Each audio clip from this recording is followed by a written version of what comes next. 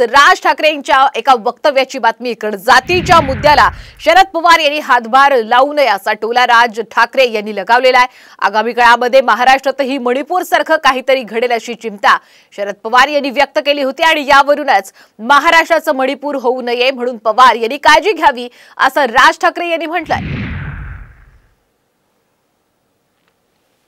देशाचा प्रधानमंत्र्यांनी तिकडे आपण चक्कर टाकावी, लोकांना दिलासा द्यावा, हे कधी त्यांना वाटले नाही। हे घडलं मणिपूरमध्ये, आजूबाजूच्या राज्यातही घडलं, खाली कर्नाटकामध्ये घडलं आणि अलीकडच्या काळामध्ये महाराष्ट्रात काही घडेल का काय अशी चिंता वाटायला लागली। मध्यंतरी शरद पवार साहेबांनी महाराष्ट्रात मणिपूरचं निर्माण होईल असं सांगितलं होतं, तशी परिस्थिती आहे का मुद्दामून जाणीवपूर्वक पेरायचं? नाही, मला असं वाटतं शरद पवार साहेबांनी याला हातभार लावू नये। महाराष्ट्राचा मणिपूर होणार नाही याची काळजी मला असं वाटतं शरद पवार साहेबांनी घेतली पाहिजे।